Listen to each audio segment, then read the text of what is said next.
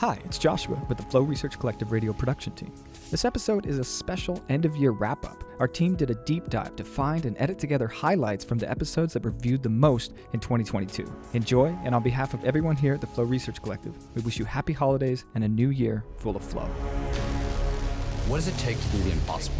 What does it take to level up your game like never before? What does it take for individuals, organizations, for even institutions to achieve paradigm shifting? Nothing is ever the same again. Breakthroughs. Our mission is to decode the neurobiology of flow and cognitive peak performance. Access the minds of maverick scientists, groundbreaking innovators, and world-leading experts to understand what it takes to achieve ultimate human performance, so you can feel your best, perform your best, and accomplish your boldest goals. I'm your host, Rian Doris, and together with best-selling author Stephen Kotler, I present to you Flow Research Collective Radio.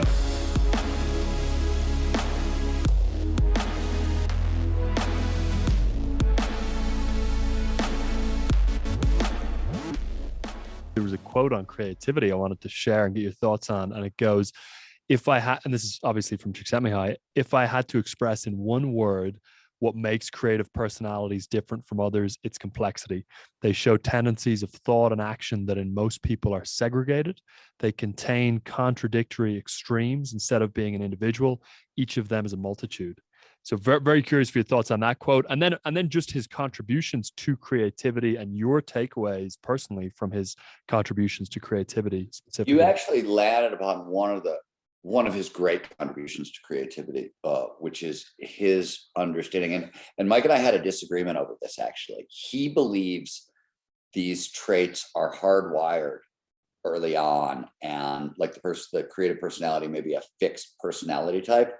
Though he does say, interestingly, when he did his giant study of creativity, some extraordinary number, like 50% of his study group, lost their fathers or suffered really serious hardship in early childhood. So it's not just, he does acknowledge there's a nurture component that really weighs in creativity. And we can come back to what his thinking about why that matters in a second. But his idea of the creative personality type, the fact that we are creatives are both and.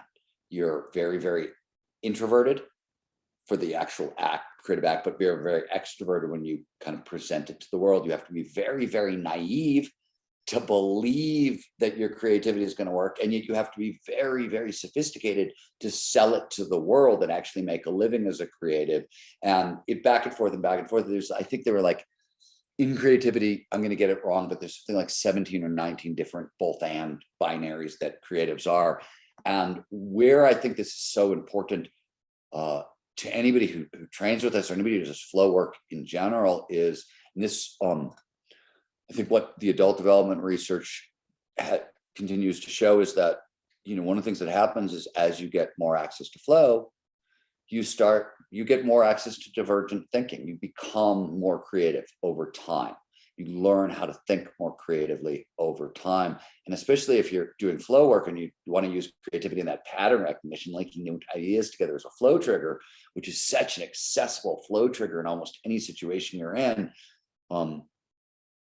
you'd be a fool not to try to maximize it, right? Like if you're interested in this work, I think what happens is we actually develop these both and personalities.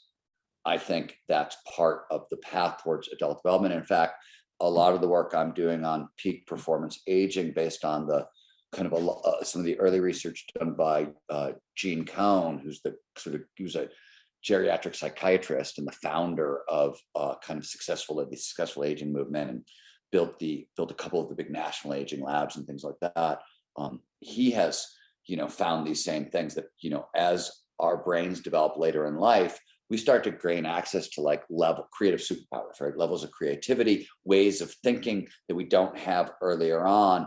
So even if flow doesn't make us more creative over time, life is going to make us more creative over time. We're going to have a successful second half of our life. And I think that these both and personality types are harder for people because what you get is more emotions, especially in the beginning. You're going to get way more feelings than you're used to because you have to open up parts of yourself that you don't want to be creative. it requires that sort of deeper vulnerability with yourself. And I think it's gonna, so I think there are emotional control issues. This is one of the things I think, one of the reasons I wrote Art of Impossible is we were training people in flow. It was very easy to train up flow because the triggers worked so well, the cycle worked so well, but it wasn't stable in a lot of people. They'd get these huge spikes and they'd return to baseline. And there were, one of the reasons is there were creative skills that they needed to master, but also emotional regulation skills. And I think those skills are really important because as we become more creative, we become more emotional. I think one of Mike's contributions, biggest contributions, is that he saw this sort of writing on the wall before a bunch of other people, and was poking at it through flow and through adult development. And I think it's gone further now, but I think that's really important. I think that's what that quote speaks to. But more specifically, the term complexity means something very specific in adult development. Complexity, in common language, we would call it wisdom, right? It's being able to see things from multiple perspectives. It's being able to, understand that very few things are black and white and most things are gray, and understanding that you have biases and there are noise and judgments, and all that stuff gets folded under what we would call complexity. But it basically means you're growing up, you're wiser, and you're moving up the adult development chain. And it also seems to mean, though more research needs to be done, also seems to mean you become way more flow prone. Like going through these gateways, what you get on the other side is a lot more flow, which is interesting. One of the other things that I always found very compelling in Csikszentmihalyi's work in general, and also in his creativity research, is the emphasis on meaning. He says that creativity is a central source of meaning in our lives. Most of the things that are interesting, important, and human are the results of creativity. So I'm curious for your take on his emphasis of meaning through flow, through creativity, and through some of the other pieces that fall under that as well. Csikszentmihalyi and myself started with a very similar core question early on, which was, we saw a lot of adults when we were both kids who were really miserable in their lives for whatever reasons, but really miserable. And it didn't make sense because they had all the stuff that was supposed to make you happy, and they were all automatons in a sense, and nobody was happy. And that question of what makes life meaningful, in a sense, that what is the meaning of meaning, was a question he was asking. I was asking it in West of Jesus. And it led me to flow, though it didn't really lead me deep into his work on flow, because I was much more interested, especially in the beginning, in the neurobiology more than the psychology.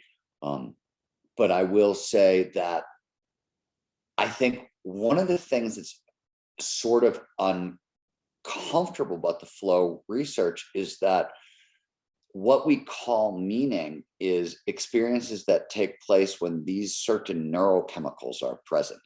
Now, that's not the only thing we call meaning, but it shows up a lot. When you go into terrorist training camps and you look at how are they indoctrinating people, or you go into cults, how are they indoctrinating people? They're altering consciousness and putting people into micro or macro flow states of varying kinds, or sometimes trance states, and then altering their beliefs.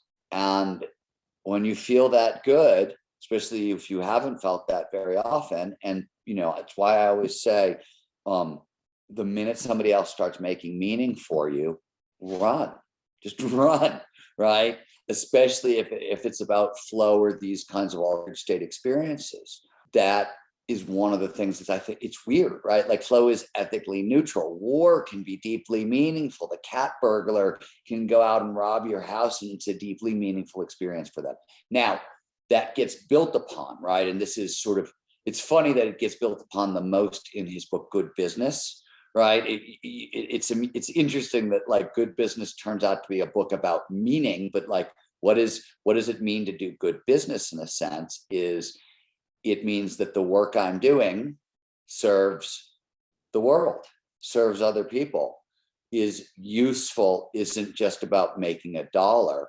And that also plays a role. But in Art Impossible, it's, again, we're talking about getting the neurochemicals of social reward. It's not good or bad, but it's about, what we call meaning is the presence of certain neurochemistry during certain experiences. And those experiences are ethically neutral, right? And can be viewed from different perspectives, you know what I mean? Radically different ways. Could be deeply meaningful for somebody and could be, the worst thing in the world for somebody on the opposite side of that particular fence. And that's also tricky, right? That's part of, I think, what we mean by complexity. But he definitely, how to make a life more meaningful, how to increase overall life satisfaction and those sorts of things. I think he, as much as anybody, has shaped our practical answers to those questions. One of the big things that people really want to hear about is how to not flake on new intentions for the new year. And I'm going to just read out a quick passage from The Art of Impossible here about keeping your word to yourself. So you said, most importantly, this rule always applies to goal setting. If you consistently break your word to yourself, once you set a goal, your brain immediately starts hunting for an easy way out. Meaning if you don't keep your word to yourself, your brain moves into I quit mode long before you've even gotten into the game. So I'm curious what your advice is to folks around keeping their word to themselves and how that impacts behavior change and goal attainment over the longer term. Some of it's about self-confidence, right? If you start with the idea that flow states have triggers and the challenge skills balance is flow's most important trigger, meaning we pay the most attention to the present moment when the challenge at hand slightly exceeds our skill set, right? So you want to stretch but not snap. When we're paying that kind of focus, it tends to drive dopamine, tends to drive us into flow. Now, the question is, well, what creates challenge and skills? Like, how do we set that level? And how does the brain do it? Because it happens at a very unconscious level. One of the keys is self-confidence. In fact, Susan Jackson, I believe this study is in Flow in Sports, the book she wrote with Csikszentmihalyi. Susan Jackson is a sports psychologist who did a lot of early work on flow at the University of Chicago and is now in Australia, still doing great work on flow. And she, in her work, they found among athletes, 81% of what could be meant by like the challenge, how great is this challenge and what are my skills? 81% was actually about self-confidence, and less than 19% was actually the skills you're bringing to the challenge. So in certain scenarios, confidence plays a huge role.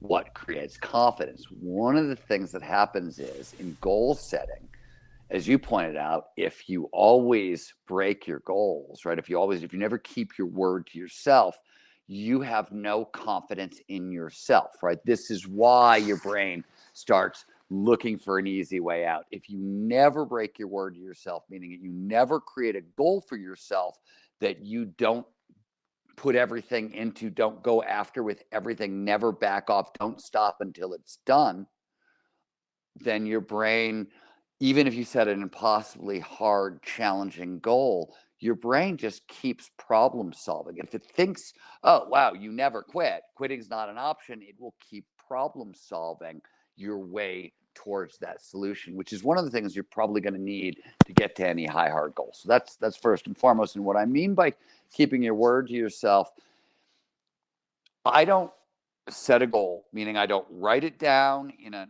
notebook, in a goal setting notebook, or say it out loud to anybody else if I do not intend to accomplish it. And what do I mean by that? In my mind, everybody's a little different, but when I set a goal, it usually means I'm going to work on it for an hour a day until the problem is solved. Like I will just keep going and I just keep going. Now, obviously there are certain times when you want to back off and you want to say, okay, this is a bad idea. I'm going towards something that, it turns out I shouldn't be going towards, or it's not going to work that way and I need to regroup. There are those situations, but as a general rule, if I say it out loud, if I call it a goal, I don't stop until it's done. And so if it goes onto my clear goals list, my daily clear goals list for the day, I don't stop working for the day until everything on that list is done.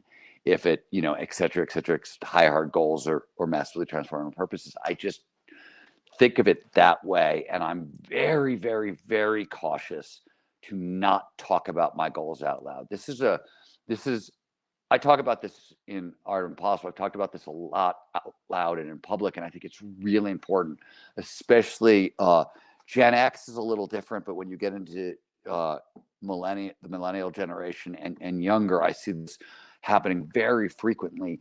People sort of lead with their goals. Hi, I'm Jack. I'm here to save the world, or whatever it is.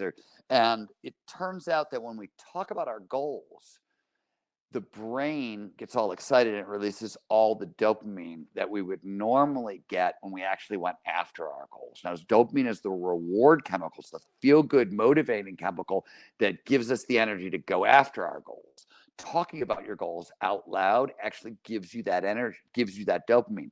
So you get the reward without having to do the effort, without having to do the work, and you then trying to get like up for the hard fight of, oh, I got to go after this goal.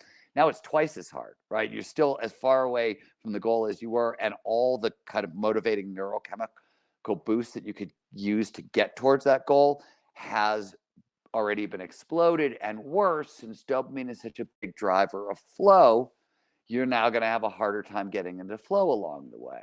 So there's a lot of penalties for talking about your goals out loud rather than putting them on a list and keeping them to yourself and just working on them until they're done. And that also means I try to set goals that I can accomplish, that are, you know what I mean? I do set impossible goals. I have massively transformative purposes, but those are more about process goals, like how am I going to do this today? What am I going to do tomorrow?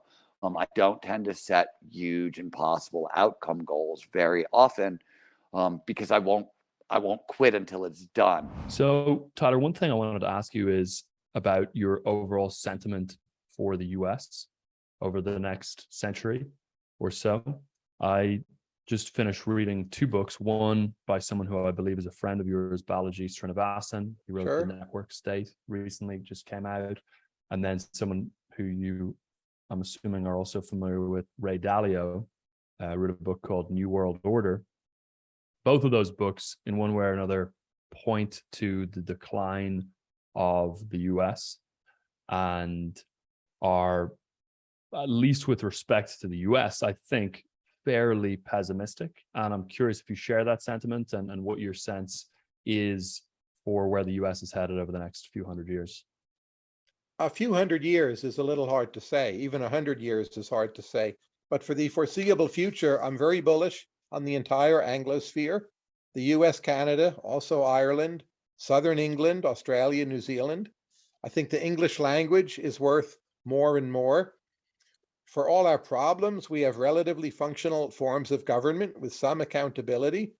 And you look at China, people were praising it to the skies like Ray Dalio, and now they're stuck in this terrible zero COVID policy, headed toward a recession or depression, can't fix their falling birth rate, put 1 million people in concentration camps, arguably wish to invade and take over Taiwan, and they're still locking up their, significant parts of their citizenry. What kind of system is that? So autocracy often looks good for a while, but information flows to the leaders, get cut off, or you get a bad leader, and then they start making terrible, major correlated mistakes. And that's what we're seeing with China. I'm not bullish on China at all. That's really interesting. Yeah, I read recently that at its continued birth rate, China will have a population of 600 million by 2100, which was mind-blowing. I would way rather live in Limerick than in Shanghai. That's one way to put it. That definitely drives the point home for anyone who knows Limerick. What else is it that makes you bullish about the West, first of all, and then what changes, as per the argument that yourself and Patrick make within the Atlantic article, what changes would make you even more bullish on the West? I'm a big believer in democracy. I fully understand on any given day it looks and sounds very ugly and you make a lot of mistakes, but its error correction properties over time, I think, are unparalleled. And if you look at US, Canada, Ireland, UK, Australia, New Zealand, those countries are very solidly democracies, and I think will be so for a long time. They are also mostly capitalistic. Now, I don't believe in unrestrained capitalism, but capitalism and big business and prosperity and growth and just doing things and entrepreneurship and startups are pretty strong in those parts of the world. And those parts of the world also, with some exceptions, but they don't have too many national security problems. That is, they're not next door to major enemies. Australia, China is a little tricky, but they're not Ukraine, they're not Belarus, they're not Poland. They're pretty secure, most of all US and Canada. And I think that will count for more in the near future. Tyler, if you were, and I know this goes against your like of democracy, but let's just imagine as a thought experiment, you were the unrestricted ruler of the US, what would be 3 initiatives or changes that you would institute to maximally accelerate progress? I would have much more immigration into the United States, both high-skilled and low-skilled.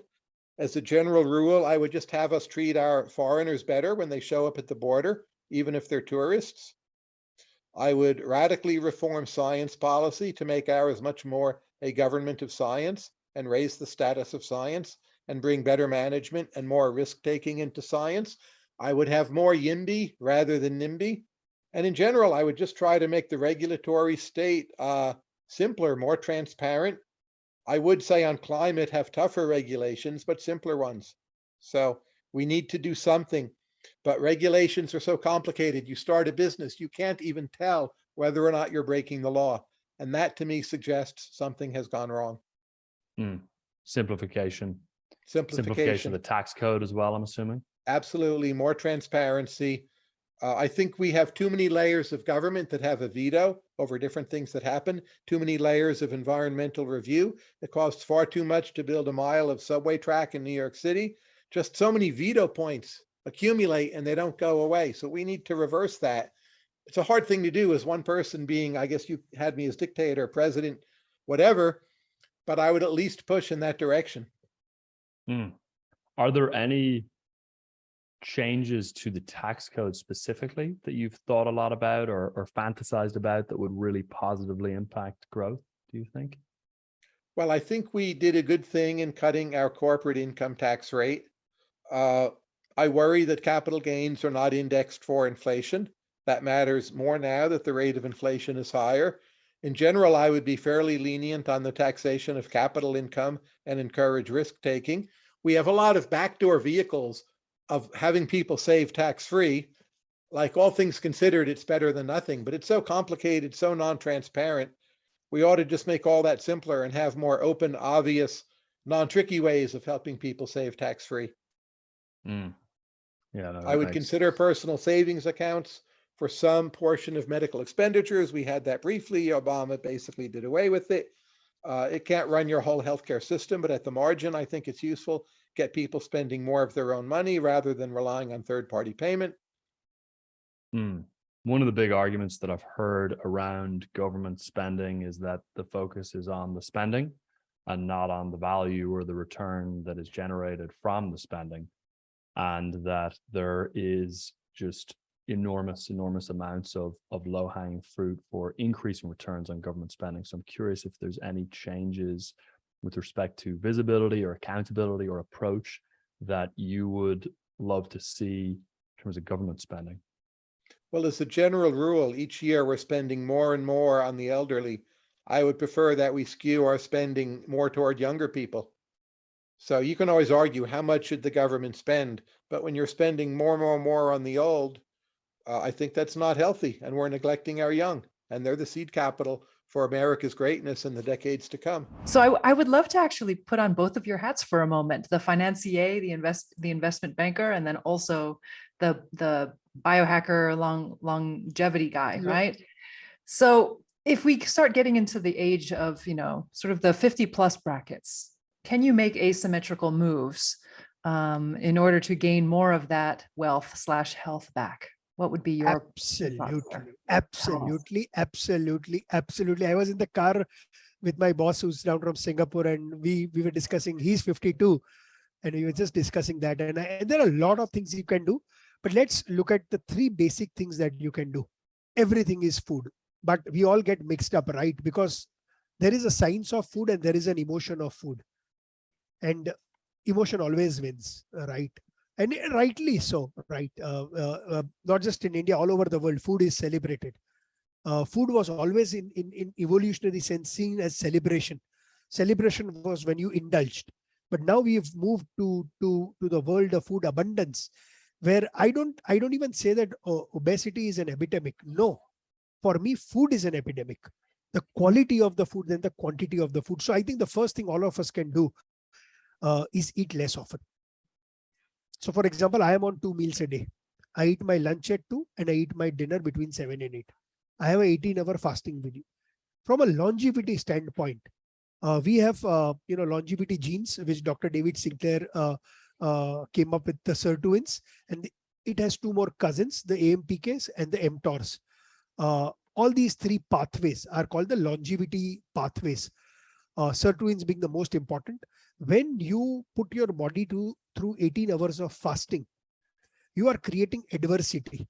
You are telling your body you will not get food for 18 hours. And the body then turns on its survival mode. And its survival mode is to increase the production of SIR2 genes.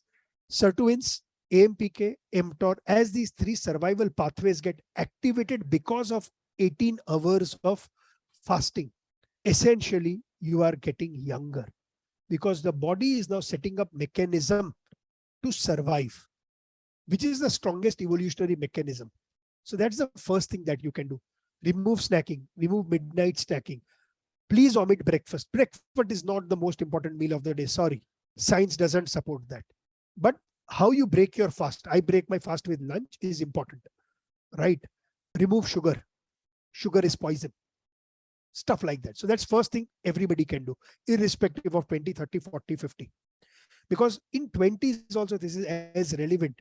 Because when I reflect back on my age, the mistakes that I made in my 20s compounded and made me, I was 92 kgs, Amina, before this. I last week did a post on LinkedIn showing my before after picture. So that's first thing you can do. Second is exercise.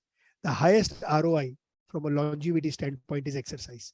Not people realize, but your muscle is your biggest weapon when it comes to fight aging. When you eat more glucose, more sugar, that caramelized glucose that floats in the blood ultimately will get absorbed by the muscle. And you have more glucose in your muscle is getting weaker. How do I make the muscle more? How do I use the glycogen that is stored? Through exercise. So the highest ROI is exercise. Third thing, which I learned from FRC, which works brilliantly well, is sleep, sleep, sleep, sleep, sleep, sleep, sleep, sleep, sleep, and sleep. Say it one more time for our audience. Sleep. 8 hours, but not the quantum of sleep, my friends. Quality of sleep. What's your REM sleep? I wear a Whoop. I measure my sleep every single day. I spoke to you about my pre-COVID times. My resting heart rate was 62 or 63. My resting heart rate today is 50. Usain Bolt is at 45. It's funny. I think they've actually lowered the sort of the resting heart rate average when you do body health checks, because the mean average of populations had gotten so out of whack. Yeah. And then when you get into deeper quality of sleep, then dark room, cold, no device for an hour. Once you decide I want 8 hours of quality sleep, it's not going to happen overnight. You will have to do something. You will have to take your sauna. You will have to take your cold shower. I do that 6 days a week. Cold room. It's okay to be bored for half an hour in a day. Just lie down, sleep will come. But that sleep that comes is so important, right? I think the biggest contribution FRC made to me was not just making me productive, but making me realize that sleep is the most important. And I think somewhere, Rian mentioned in the lecture that sleep is a flow state. For me, it was poetry. I saw the mantra on your website is rise to your purpose, because life is way too short to live without purpose. So as you know, a big piece of what we do at FRC is helping people identify their massively transformative purpose. So I was hoping maybe you would share your massively transformative purpose with us and tell us a little bit about how that plays a role in your work. Yes, well, Miles Monroe, great preacher, he's passed now, but he had a statement that said, he made the statement saying, the greatest tragedy of life is not death, but rather it's a life without a purpose. Mm. So that's the greatest tragedy. And even at 10 years old, I felt emptiness because I felt like there was something I needed to be doing to make life better for people. And I wept. I would weep about that because I cried about the conditions that we lived in versus the conditions that I saw on television. How things were so different on television than they were in my life. And so when you don't have purpose, you wander around trying to find something that's meaningful, something to attach to that's meaningful, so that you can feel like you're alive or you're here for a reason. So my always been, as far as I can remember back, is wanting to solve a world problem. But as I was moving into the High Flow Leadership Institute trainings, my mind had started going toward love. How that if we are going to regain mastery over life, my whole thing is help people regain mastery over life so that we can solve all kinds of problems that we face and not find ourselves hiding in caves trying to, ignore the problems, but actually come out and deal with the problems. I was watching this movie sometime back with Anthony Hopkins, and I can't remember the name of it, Richard Gere, but it was a bear that was chasing them. And the bear was trying to kill him, right? And so Richard Gere was like, oh, what are we going to do? This bear is going to kill us. He's not going to stop chasing us till we kill it. And Anthony Hopkins said, no, we got to kill the bear.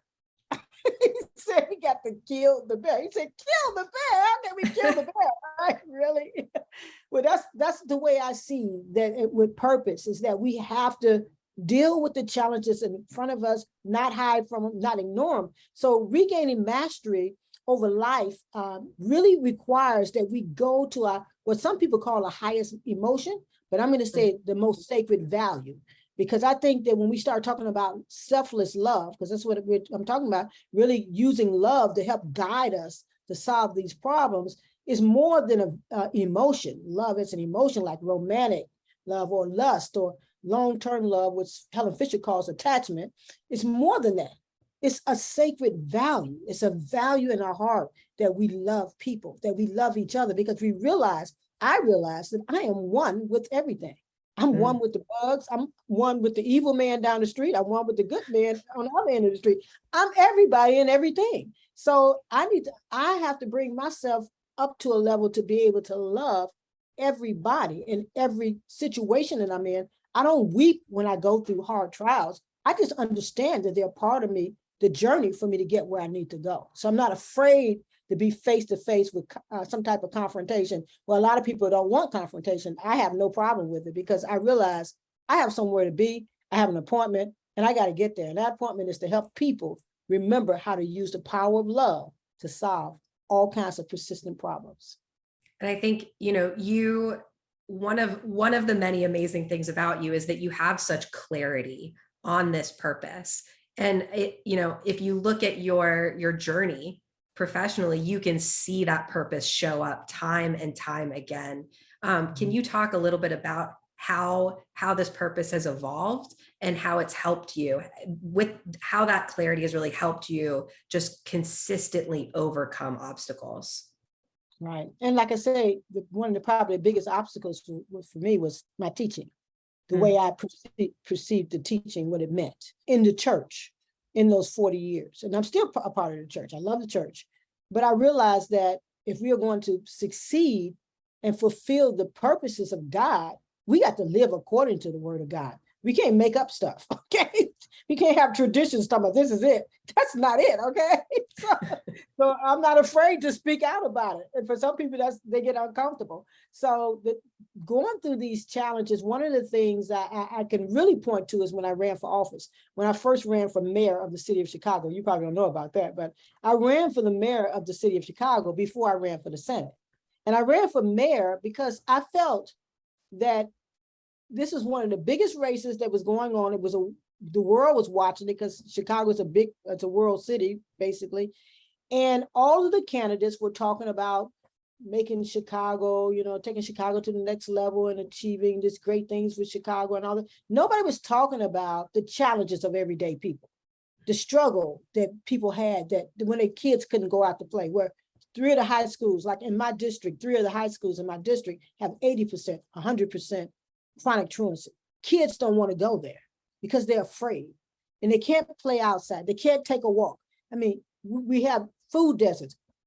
To me, if we're talking about bringing Chicago up, we need to be bringing the whole city up and not ignore the fact that we have a large percentage of Chicago that is suffering living in a different world than everybody else is in Chicago. It's a tale of two cities. So I ran to carry that voice into the marketplace. And so that's what gave me the strength to do it, because who runs the race and nobody knows you, right? You're running for mayor and I'm in a race with all these famous people, all these famous people are in the race, and Patricia. And quite naturally, my people were like, what are you doing? Who are you? Because it's like, we know you. You're not the mayor. Okay.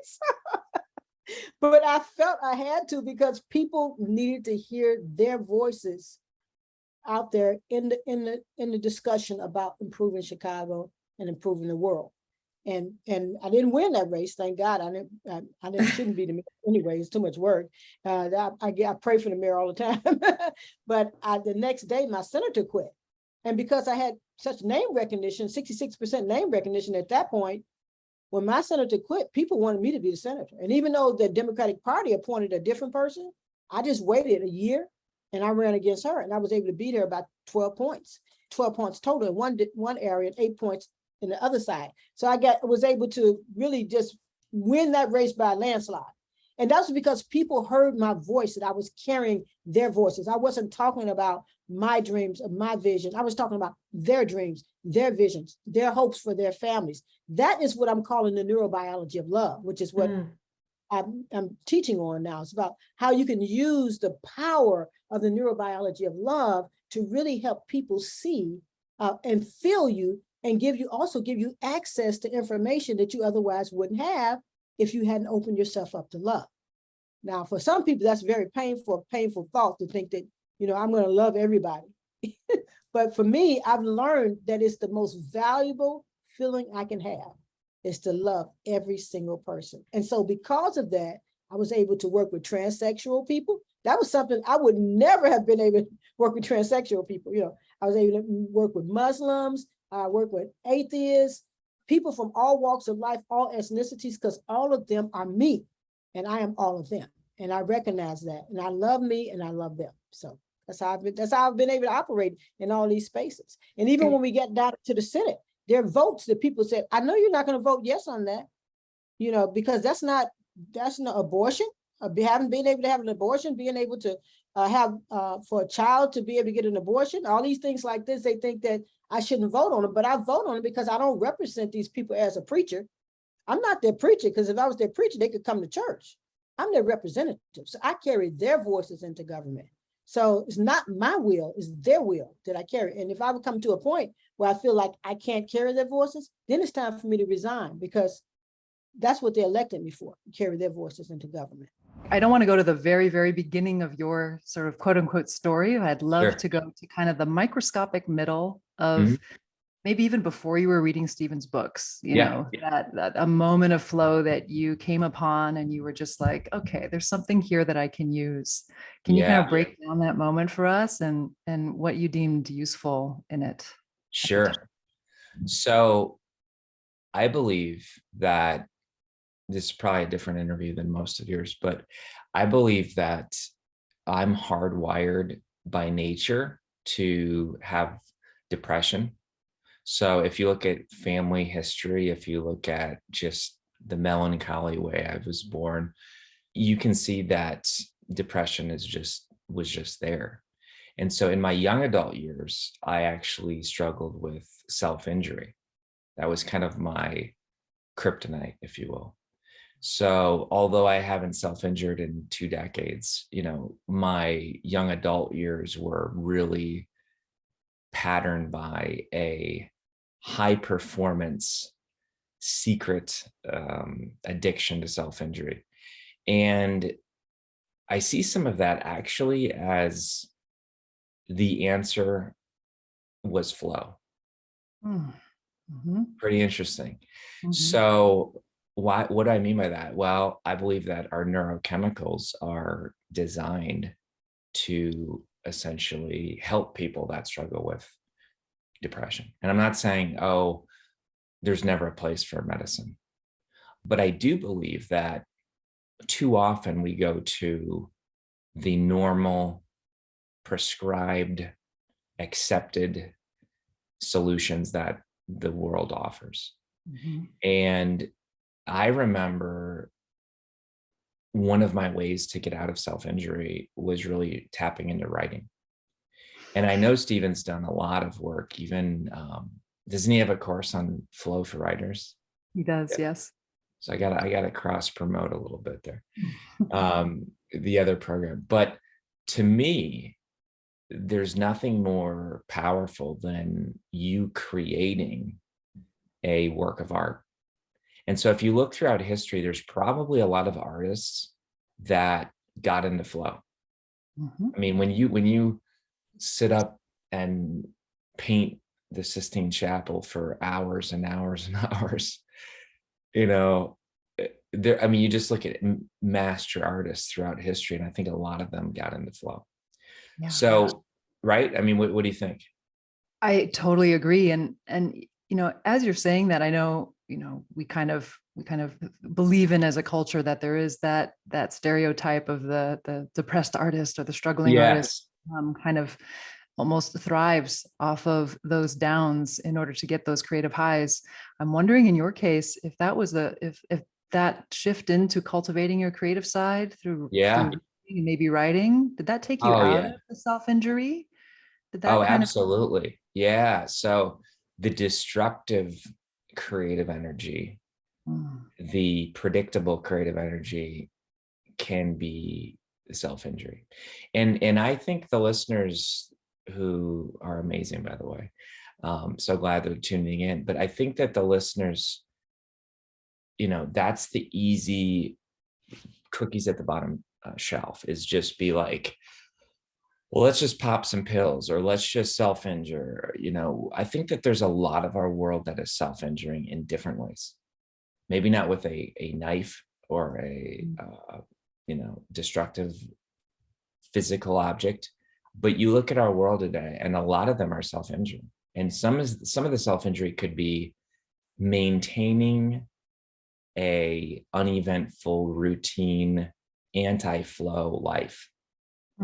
Where they, it was interesting. Carl Jung, Swiss psychologist, was asked the question, what's the most damaging thing in the life of a child? It wasn't alcoholism. It wasn't abuse. It was the unlived life of the parent. Mm-hmm. Yes. So you see that is self-injury. When a parent comes home and for 18 years of the kid's life, they see their parent kick the proverbial dog, curse, and say, give me the remote so I can veg out. Veg is short for brain dead, vegetable. There's something that's very anti-flow with being in a vegetative state. You look at flow, and flow is the opposite. Flow is, I'm very, very encouraged by flow triggers. And I was thinking of how to prepare for this interview, and I thought one of the flow triggers that I use every day is novelty, because it actually jacks you out of this, you know, uneventful, blasé life, and getting novelty. And you might say, how are you tapping into novelty? Music, when I write, different foods. So travel. This is why a lot of people, when they travel, they're like, oh my gosh, I saw all these things and my mind was on fire and I, you know, had the best time of my life. It's because they experienced a flow trigger, novelty.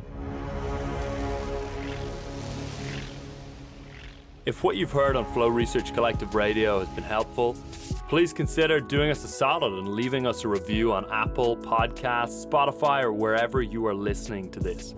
Reviews help us connect to a wider audience so we can get these peak performance principles out to more people.